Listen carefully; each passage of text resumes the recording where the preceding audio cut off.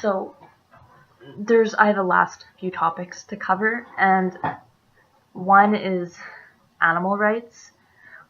This will be fairly fast just because I've learned most of it in this class, and just speciesism, like how people value one type of animal, like a dog, over a cow, and just placing different species at different levels just because of what they are.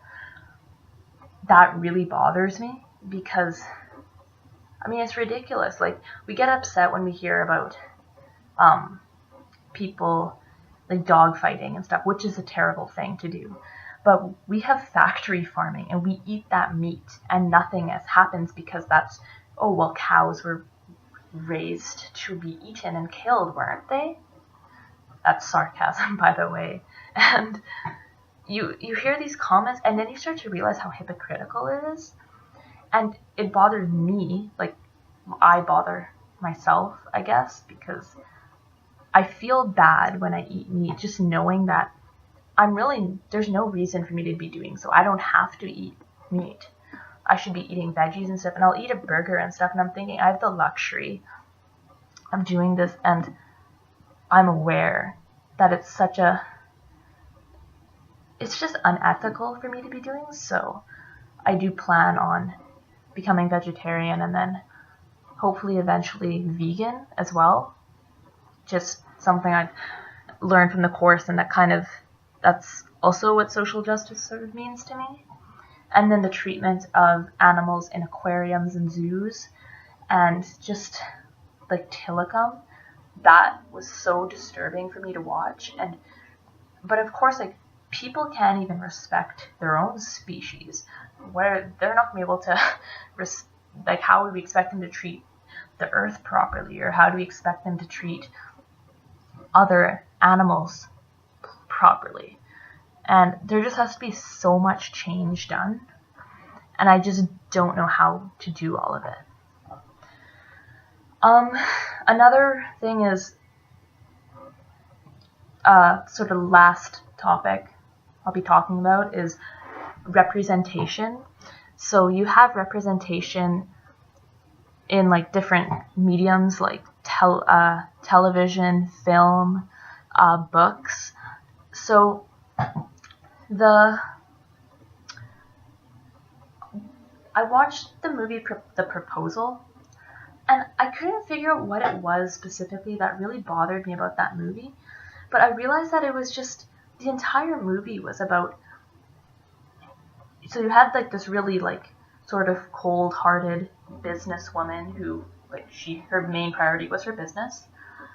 And the entire movie is about taking her down a peg and making her fall in love with a man, and realizing that, and kind of that there's more to life, or that you should have a man in your life, basically, sort of thing.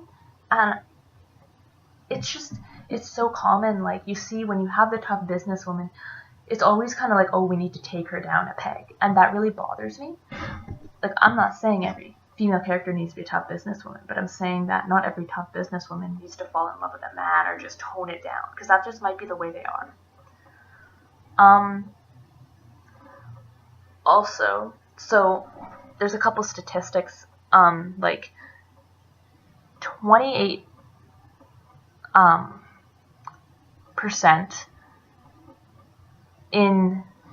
of characters in 100 movies, I think this was done in 2014, were female. Like, this wasn't even main characters, this is just characters in 100 movies, and only 28% were female. And there's different, there's many statistics backing that up. Also, there's an infographic that was done by the New York Film Academy, and they say that, so from 2007 to 2012, so this is how women were portrayed in the top 500 films. So, for example, 30.8% of speaking characters were women. 28.8% of the women wore sexually revealing clothes, whereas only 7% of men wore sexually revealing clothes. 26.2% of female actors get partially naked, while only 9.4% of men do. 10.7% of movies featured a balanced cast where half of the characters were female. Like 10.7% out of 100% had a balanced cast. There's about 2.24, 2.25 to 1 was the ratio of male to female actors. And the percentage of teenage females that were depicted with some sort of nudity has increased 32.5% from 2007 to 2012. And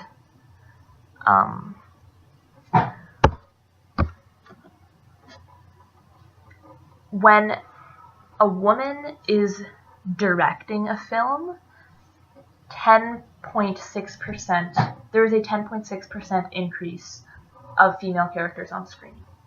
But the problem is that there's not enough female filmmakers who are getting movies, so this gender inequality is very prevalent.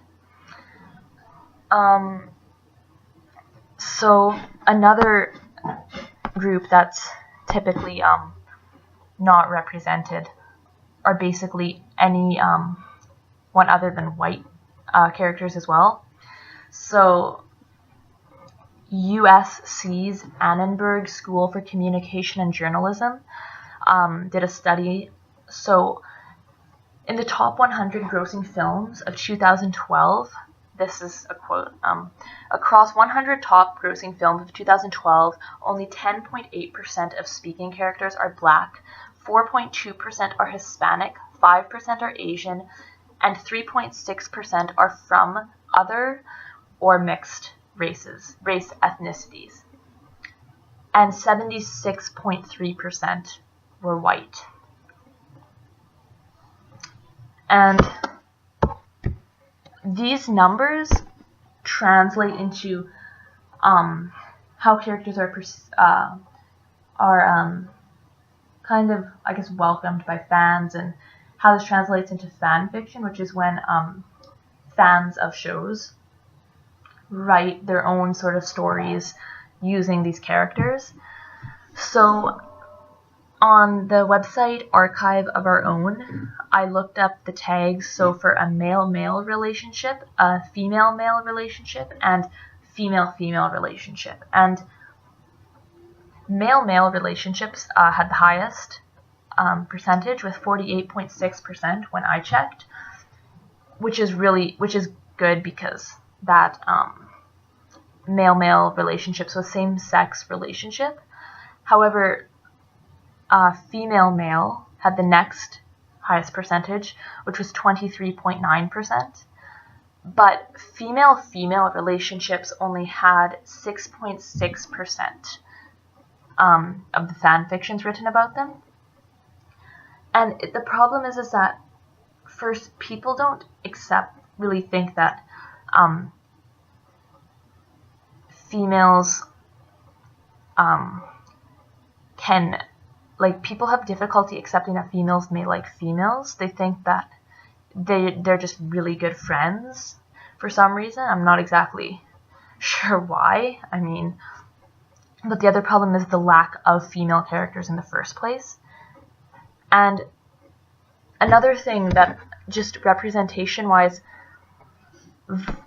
Viola Davis had won the Golden Globe for her role in How to Get Away with Murder.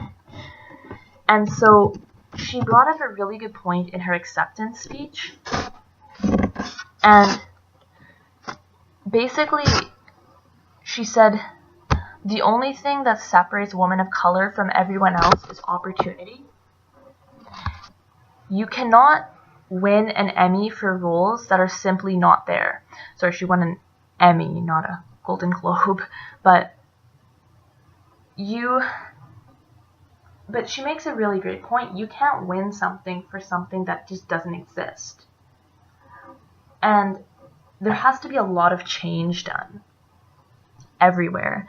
And I know a lot of this video was sort of kind of more background information and stuff, but it's kind of the stuff I've researched, and it makes me realize how important social justice is, and it shows why I'm so passionate about it.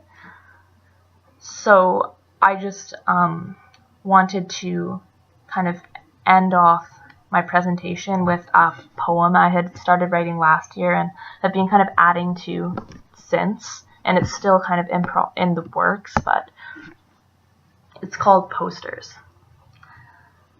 In my room, I have posters.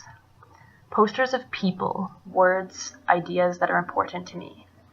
They may not seem important. Not at all. Why, may you ask?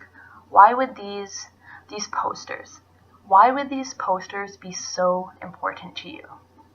Well, that, my friend, is an excellent question. These posters are not just of people, words, or ideas. They represent something so important to me. They represent my thoughts and dreams, my goals and what I aspire to be, to become. Posters of women, lyrics, statements, and dreams, my values and morals that I hold closest to me.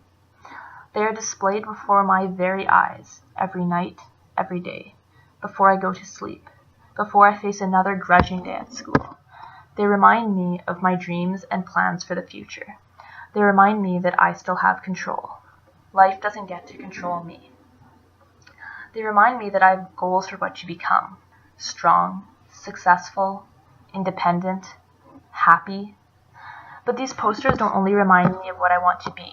They also highlight what I cannot bear to do, what I cannot become. Sad, cheated, lonely, played like the strings of a guitar because I expected too much. Society has a habit of playing people like puppets. It tears us to shreds, tortures us behind the closed doors of our eyes, breaks down every ounce of our being, and right before we give in to the pain, it reels us back in, like a fish on a fishing hook, most of the time. I've seen far too many get beat, bruised, busted, agonizingly changed before our very eyes, like a doll. So delicate and fragile, shoved into new strange situations, thrown into clothes that they don't want to wear. But that's what everyone else wants, isn't it? Most lose sight of their goals and dreams, forget their values, conform to the rules because they are just too tired. Tired of the human race. Tired of this lie we call justice. Tired of the broken promises of equality. Tired of fighting for the right to be a woman because damn you if you're a feminist, right? Tired of respecting one's elders, even if respect is a two-way street, because who would have ever thought that respect should be earned? Tired of fighting for love, may it be of the same gender, a different religion, or of a different ethnicity, as they cry out, "We are all human." Tired of being forced to follow the strict confinement of gender rules because it's wrong for a boy to wear a dress, because girls must be ladylike and respect their male counterparts even though gender is what you yourself identify as. Everyone ends up tired, broken, run down, beaten into confinement until they finally give up. They all end up in a city of broken dreams. But not quite everyone. Not me. In my room, I have posters.